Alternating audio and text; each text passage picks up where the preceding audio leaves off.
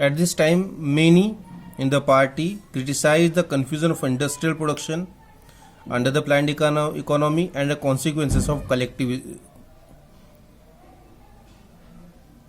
collect cultivation. Stalin and his sympathizers charged these critics with conspiracy against socialism. What they done, they whosoever criticized their system, they charged them with the conspiracy against socialism. Accusations were made throughout the country. By 1939, over 2 million were in prison or in labor camps. Most were innocent of the crimes, but no one spoke for them. They captured about 2 million people as prisoners and kept them in the labor camps, asked them to work for the government as labor, and they were innocent. They had done no crime, but no one spoke for them. No one is there who can spoke for them. A large number were forced to make false confession under torture and were executed. It means they were killed.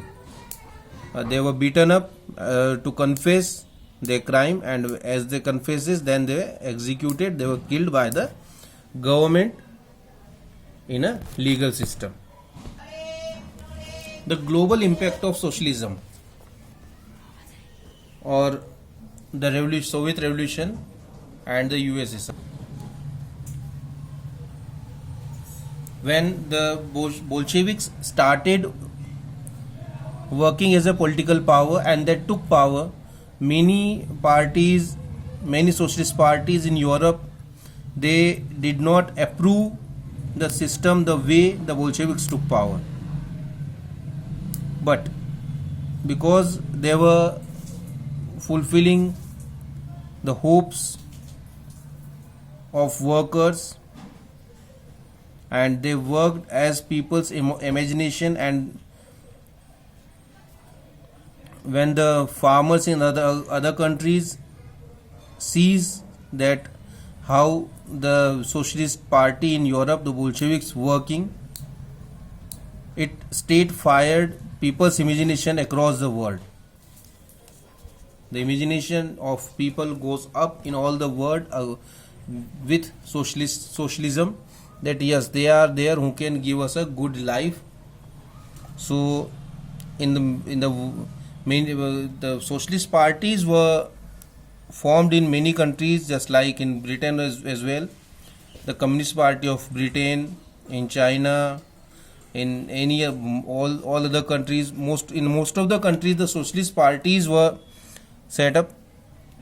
And the Bolsheviks, they encouraged the colonial people also to follow their experiment. Whatever the experiment done by the Bolsheviks, they ask and they encourage colonial people. They allowed them to come to Russia, live there and learn the system, and then to start the system in their country as well. The USSR participated in conference of many peoples of East, and the Bolshevik founded Comintern, an international union of pro-Bolshevik socialist parties.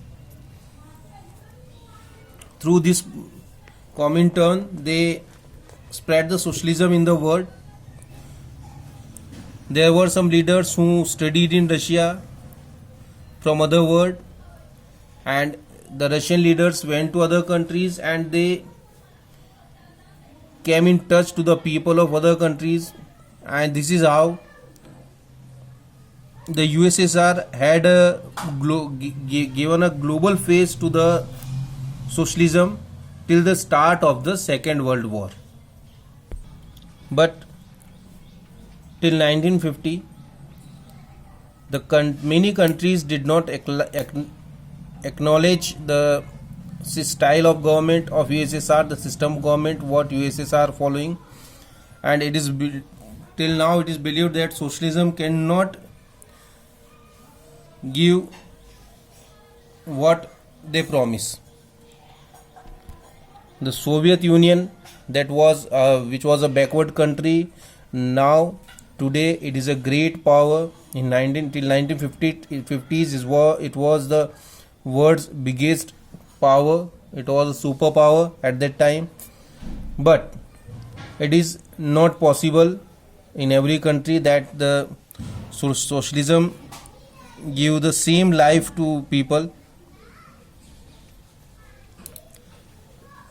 As well, it had denied the essential freedom to its citizen and carried out its development projects through repressive policies. When they feel that they should start some development project, then they use repressive policies as well, which are not healthy for the democratic system. So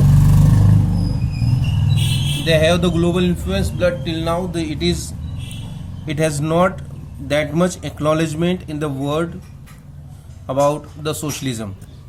So this was about the Russian Revolution and the spread of nationalism. Now by tomorrow you will be getting the notes and the question answers, and you all should note down the notes and the question answer in your copy. That will be helpful for you in your exams. Next time when we meet, we will start a new chapter in geography.